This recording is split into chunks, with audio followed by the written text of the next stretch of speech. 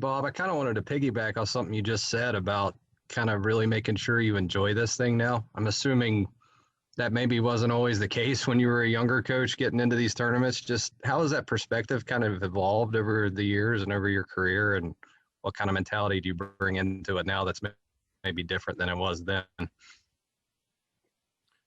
Well, my first NCAA tournament, I was at Akron, and we played Michigan, who was the number one ranked team in the country all year. And my center was a 6-foot football player who I watched for 2 years, was the last one cut by the Steelers 2 years, 2 consecutive years. And I'm rooting like heck for him because I want him to make an NFL team. But at the same time, I also want him to come back and be my center.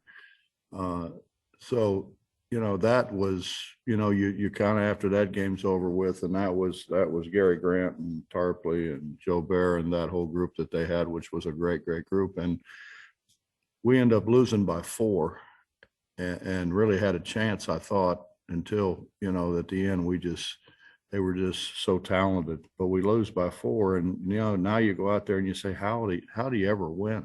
How am I ever supposed to win when other people have teams like that? And then my first year at Cincinnati, not my first year at Cincinnati, but my first year when we actually could go out and recruit and get guys. And that was Eric Martin and Corey Blunt and Nick Van Exel and Herb Jones and so forth and so on. The first time those guys were in the NCAA tournament, we went to the Final Four. So now you start looking around saying, maybe we can do this, and I don't know. I've had some terrible disappointments, and I've also had some great wins that other people didn't think were possible. So I guess when you do it, as long as a lot of us have done it, you're going to have ups and downs.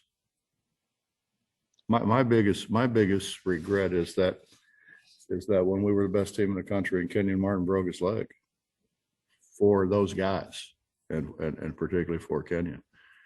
And the same thing with Day, when Day went down in the Final Four. I mean, we had no chance after that. And just because of the emotion that obviously our guys were faced with.